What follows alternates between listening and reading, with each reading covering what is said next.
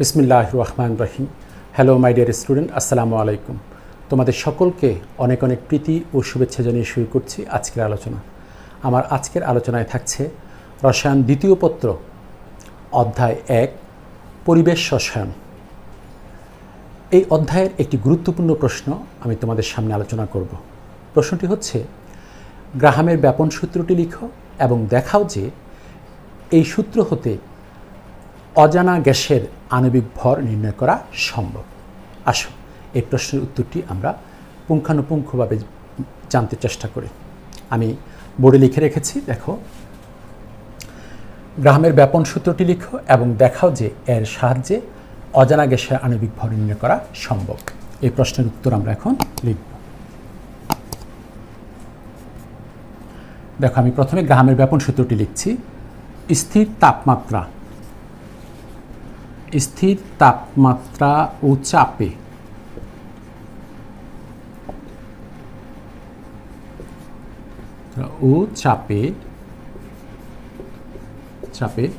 কোনো গ্যাসের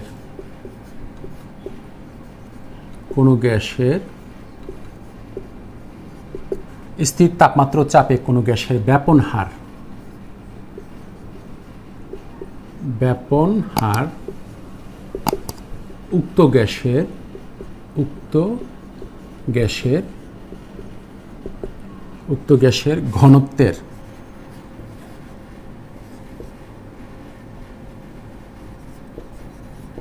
উক্ত গ্যাসের ঘনত্বের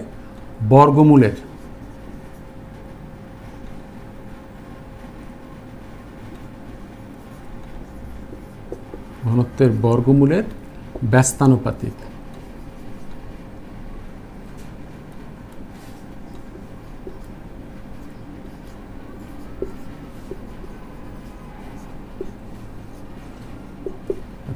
দেখো কি লিখেছি, স্থির তাপমাত্রা চাপে কোনো গ্যাসের ব্যাপন হার উক্ত গ্যাসের ঘনত্বের বর্গমূলের ব্যস্তানুপাতিক। এটি হচ্ছে গ্রাহামের ব্যাপন সূত্র।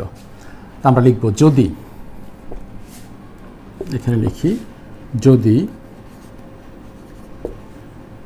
কোনো গ্যাসের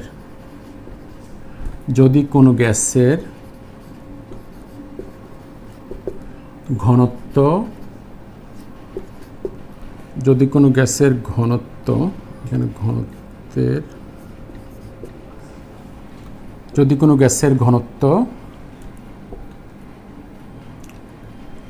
ঘনত্বের বর্গমূলের ব্যস্তানুপাতিক। যদি কোনো গ্যাসের ঘনত্ব ডি এবং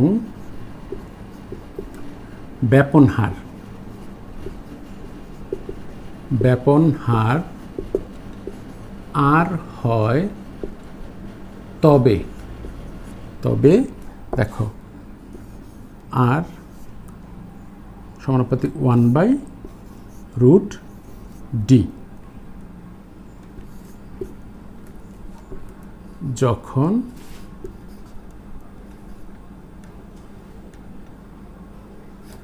যখন তাপমাত্রা ও চাপ স্থির। এই যে দেখো, স্থির তাপমাত্রা ও চাপে কোনো গ্যাসের ব্যাপন হার উক্ত গ্যাসের ঘনত্বের বর্গমূলের ব্যস্তানুপাতিক। যদি কোনো গ্যাসের ঘনত্ব ডি এবং ব্যাপন হার আর হয়, তবে আর সমানুপাতিক 1/√d যখন তাপমাত্রা ও চাপ স্থির। এটা হচ্ছে গ্রাহামের ব্যাপন সূত্র। তুমি দেখো, কোনো গ্যাসের ঘনত্ব যদি কম হয় তাহলে ব্যাপন হার বেশি হবে, আবার ঘনত্ব যদি বেশি হয় তাহলে ব্যাপন হার কম হবে, ব্যস্তানুপাতিক। এখন এইটাই আমি প্রয়োগ করব গ্যাসের আণবিক ভর নির্ণয় করার জন্য। দেখো কিভাবে আমরা লিখব, যদি দুটি গ্যাসের, দেখো তো এখান থেকে আমরা একটু কাজ করব। দেখো বা দিয়ে লক্ষ্য করো, আর ইকুয়াল টু, আমরা যদি সমানুপাতিক চিহ্নটি উঠিয়ে দেই তাহলে এরকম কে হবে, আর এই জায়গায় হবে √d। তাহলে এটা 1 নং সমীকরণ দিয়ে রাখি, এটা 1 নং সমীকরণ, আর ইকুয়াল টু কে √1/d। ব্যাস। এখন আমরা লিখব, যদি দুটি গ্যাসের ব্যাপন হার, দেখো যদি দুটি গ্যাসের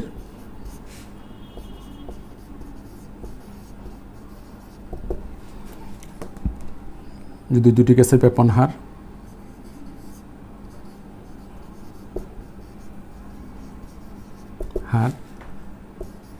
R1 এবং R2 এদের ঘনত্ব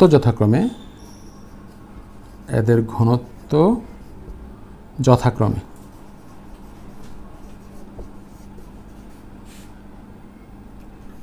D1 এবং D2 হয়, তবে 1 নং হতে লেখা যায়। দেখো, তবে 1 নং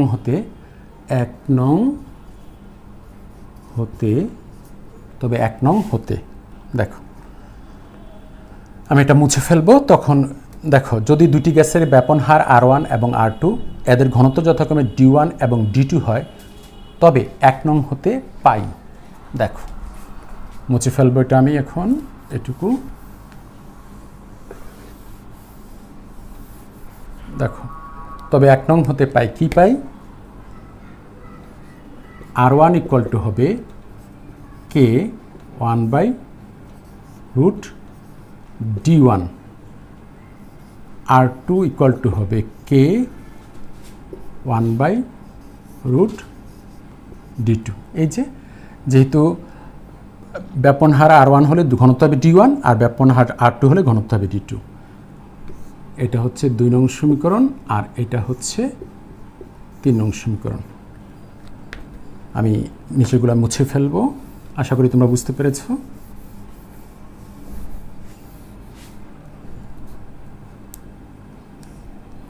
দেখো, এখন কি করব?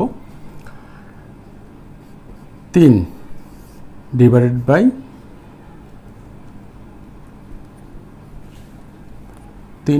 বাই 2। আমরা 3 নংকে 2 নং দ্বারা ভাগ করছি, ইমপ্লাইজ কি পাই? R2/R1 ইকুয়াল টু, লক্ষ্য করো কাটাকাটি যাবে, এরকম হবে, কে ক্যান্সেল হবে। তো যেহেতু R2 উপরে, তাহলে 1/√D2, এখানে হবে 1/√D1। এরপর দেখো কি হবে, বা R2/R1 আমি একবার লিখে ফেলতে চাই। দেখো, এটাকে এরকম লিখবো, ইন্টু এটা উল্টে যাবে, উল্টে গেলে এরকম হবে। আচ্ছা, তোমাদেরকে আমি একটু ইলাবোরেট করেই দেখাচ্ছি। D2 এটা উল্টে যাবে, এটা উপরে উঠে যাবে, D1 এখানে হবে 1। উপরগুলো একটু মুছে ফেলবো। আমরা লিখব, দেখো মুছে ফেলবো।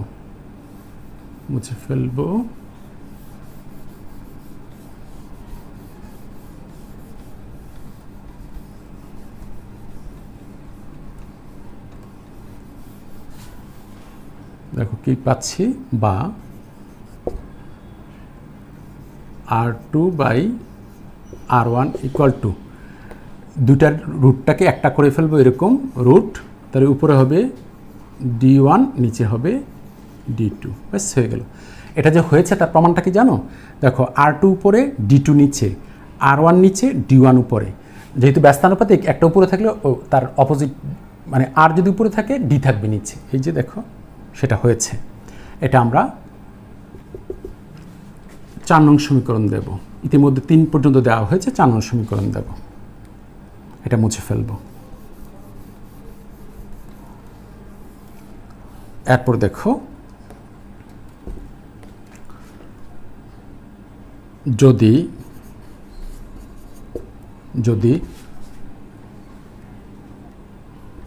ভি সম আয়তনের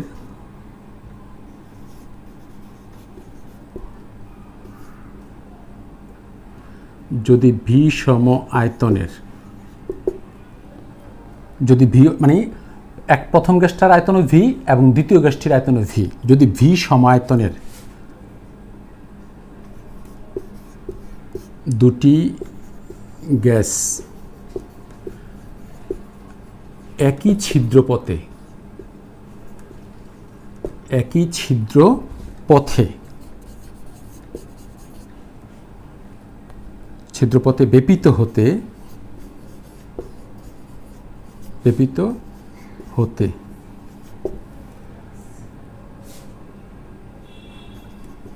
সময়, যদি ভি সমায়তনের দুটি গ্যাস একই ছিদ্রপথে ব্যাপিত হতে সময় T1 এবং T2 প্রয়োজন হয়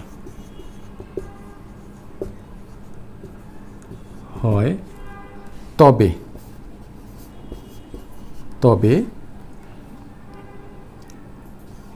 R1 equal to V/T1। লক্ষ্য করো, আয়তনকে সময় দ্বারা ভাগ করলে ব্যাপন হার পাওয়া যায়। এই যে R1, এটা হচ্ছে ব্যাপন হার। কিভাবে পাবো? আয়তনকে, যেহেতু ভি আয়তন ছিল আর সময় লেগেছে T1, এরপরে দেখো R2 ইকুয়াল টু হবে ঠিক একইভাবে V/T2। দেখো R1 ইকুয়াল টু হবে V/T1, R2 ইকুয়াল টু হবে V/T2। আয়তনকে সময় দ্বারা ভাগ করলে ব্যাপন হার পাওয়া যায়। যেহেতু প্রথম গ্যাসের আয়তন ছিল ভি, সময় ছিল T1, তাহলে V/T1। দ্বিতীয় গ্যাসের আয়তন ছিল ভি, কিন্তু সময় ছিল T2, এই জন্য V/T2।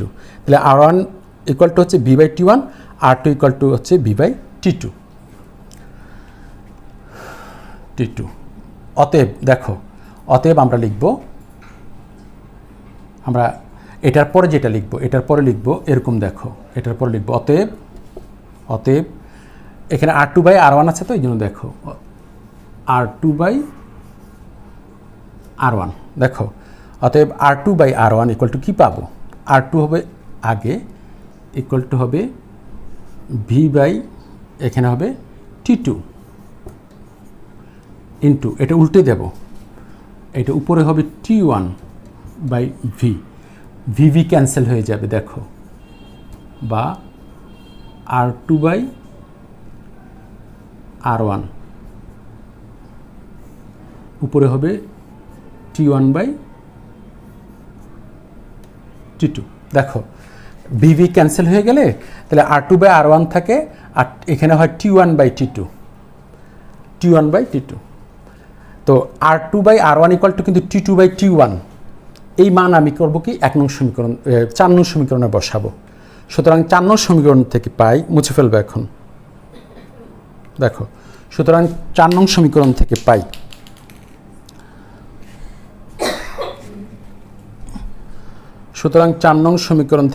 কি পাই? দেখো R2/R1 equal to T1/T2 equal to এটা লিখবো। দেখো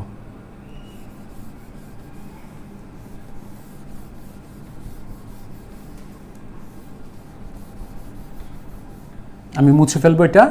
দেখো R2/R1 ইকুয়াল টু দেবো এই যে এটা T1/T2, এরপরে দেবো এটা।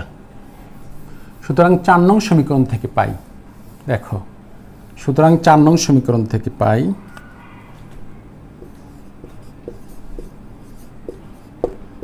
সুতরাং 4 নং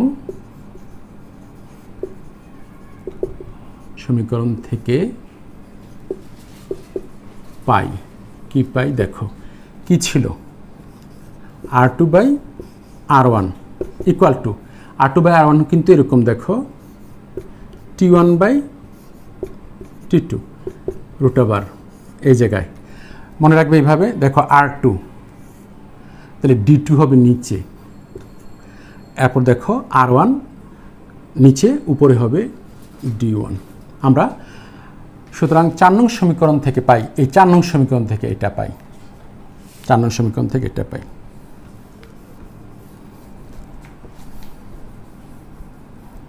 আচ্ছা, এখন দেখো আবার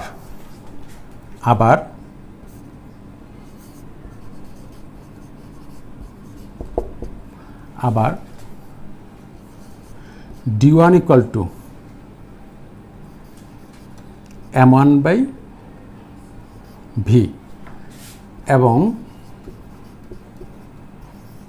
D2 ইকুয়াল টু M2/V। এটা কেন? তোমরা জানো একক আয়তনের ভরকে ঘনত্ব বলা হয়। তো আমরা জানি D হচ্ছে ঘনত্ব, এখন আমরা করব কি দুইটা গ্যাসের আণবিক ভর নেব। তো আণবিক ভর নিলে মোল হয় 1 মোল। সকল গ্যাসের মোলার আয়তন সমান, সকল গ্যাসের মোলার আয়তন সমান। তাহলে প্রথম গ্যাসটির আণবিক ভর m1, কিন্তু যেহেতু এটা 1 মোল তাই হবে আয়তন v। আবার দ্বিতীয় গ্যাসটির আণবিক ভর হবে m2, কিন্তু তার আয়তন হবে v। কারণ কি, m2 আণবিক ভরের সমান পদার্থ হলে 1 মোল হয়, 1 মোলের আয়তন হবে v। তাহলে d1 = m1/v এবং d2 হবে m2/v। আশা করি তোমরা বুঝতে পেরেছ। অতএব দেখো, অতএব কি পাই আমাদের, দেখো d1/d2 দরকার। অতএব d1/d2 তাহলে এইখানে হবে m1/v, আর এটা উল্টে যাবে, দেখো এটা উল্টে যাবে, উপরে হবে v, নিচে হবে m2। উল্টে যাবে যেহেতু d2টা নিচে উল্টে গেলে vv ক্যান্সেল হয়ে গেল, ইকুয়াল টু কি হচ্ছে দেখো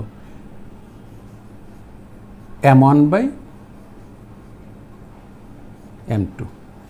দেখো m1/m2, তাহলে d1/d2 জায়গায় m1/m2, আমি d1/d2 জায়গায় বসাবো m1/m2 বসাবো।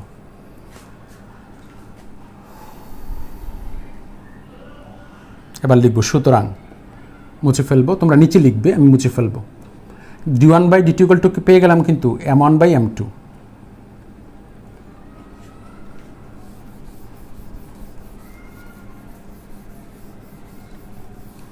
সুতরাং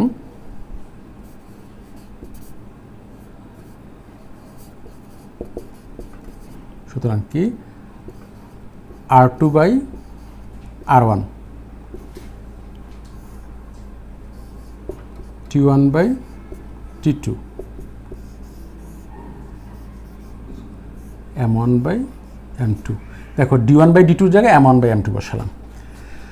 লক্ষ্য করো, মজার বিষয়টা হচ্ছে এই, যার আণবিক ভর বেশি তার ব্যাপন কাল বেশি। দেখো t1 m1, অর্থাৎ আণবিক ভর বেশি হলে t1 বেশি হবে। আণবিক ভর বেশি মানে হচ্ছে সময় বেশি লাগবে ব্যাপিত হতে। আর দেখো আর এর সাথে ব্যাপন কালের সাথে সম্পর্ক কি, r2 ব্যস্তানুপাতিক, এই যে দেখো m, r2 উপরে m2 নিচে।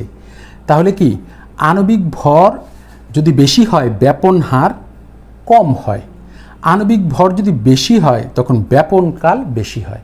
তাহলে ব্যাপন কালের সাথে আণবিক ভর হচ্ছে সমানুপাতিক, আর ব্যাপন হারের সাথে আণবিক ভর হচ্ছে ব্যস্তানুপাতিক। যেমন দেখো, আণবিক ভর বেশি হলে ব্যাপন হার কম, আণবিক ভর বেশি হলে ব্যাপন কাল বেশি। তো এখন তুমি যদি অর্থাৎ এখানে ফাইনাল কথাটা বলে রাখি, যে কোনো গ্যাসের ব্যাপন হার উক্ত গ্যাসের আণবিক ভরের বর্গমূলেরও কিন্তু ব্যস্তানুপাতিক। এই যে বর্গমূলের ব্যস্তানুপাতিক, যে আর দেখো m এর ব্যস্তানুপাতিক, অর্থাৎ কোনো গ্যাসের ব্যাপন হার আণবিক ভরের বর্গমূলের ব্যস্তানুপাতিক। এটাও কিন্তু গ্রাহামের ব্যাপন সূত্রের একটি বিকল্প বিবৃতি। আসো, এখন আমি যদি দুটি গ্যাসের মধ্যে একটির আণবিক ভর জানি, যেমন m1 যদি জানি আর t1 t2 জানি, তাহলে কিন্তু আমি m2 বের করে ফেলতে পারবো।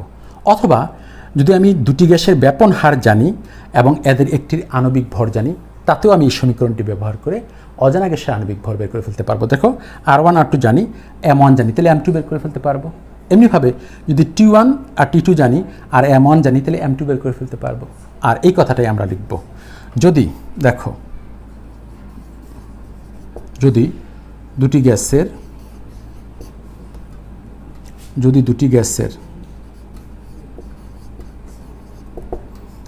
ব্যাপন হার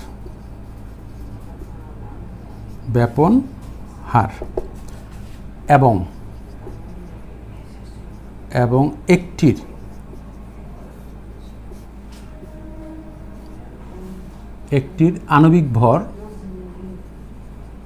একটির আণবিক ভর জানা থাকে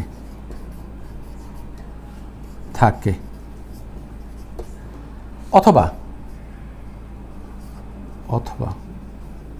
দেখো কি লিখেছি, যদি দুটি গ্যাসের ব্যাপন হার এবং একটি আণবিক ভর জানা থাকে, অথবা দুটি গ্যাসের ব্যাপন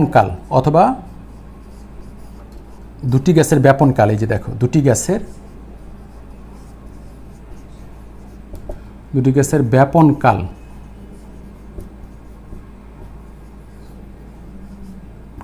এবং একটির আণবিক ভর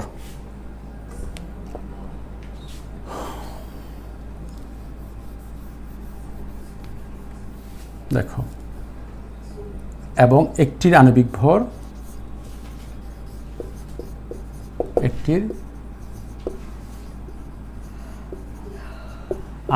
ভর জানা থাকলে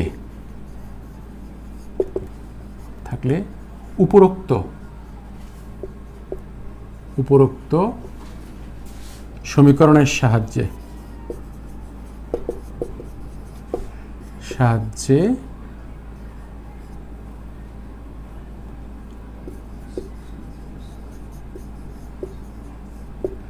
অজানা গ্যাসের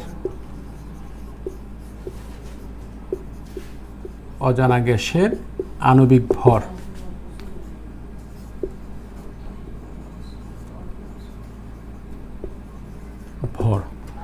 অজানা গ্যাসের আণবিক ভর, এটা মুছে ফেললাম। এটা দিয়ে কিন্তু নির্ণয় করব আমরা, এই যে এটা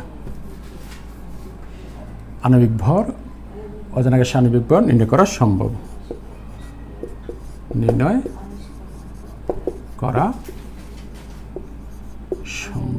ব্যাস হয়ে গেল। এই সমীকরণটা দিয়ে অজানা গ্যাসের আণবিক ভর সম্ভব। আমি লাস্টে একটু পড়ে শোনাচ্ছি তোমাদের। যদি দুটি গ্যাসের ব্যাপন হার এবং একটি আণবিক ভর জানা থাকে, অথবা দুটি গ্যাসের ব্যাপন কাল এবং একটির আণবিক ভর জানা থাকলে উপরোক্ত সমীকরণের সাহায্যে, উপরোক্ত সমীকরণ বলতে এটা বোঝাচ্ছি, সাহায্যে অজানা গ্যাসের আণবিক ভর নির্ণয় করা সম্ভব। দেখো এই হচ্ছে আমাদের লাস্ট লেখা। আলহামদুলিল্লাহ, তোমাদেরকে আমি দেখালাম কিভাবে গ্রাহামের ব্যাপন সূত্র ব্যবহার করে অজানা গ্যাসের আণবিক ভর নির্ণয় করা যায়। তা আশা করি তোমরা ভালোভাবে জানতে পেরেছ। আজকে এই পর্যন্তই থাকবে, ইনশাআল্লাহ দেখা হবে আগামী পর্বে আরও নতুন গুরুত্বপূর্ণ প্রশ্ন নিয়ে। সে পর্যন্ত ভালো থেকো, সুস্থ থেকো। আল্লাহ হাফিজ, ফি আমানিল্লাহ।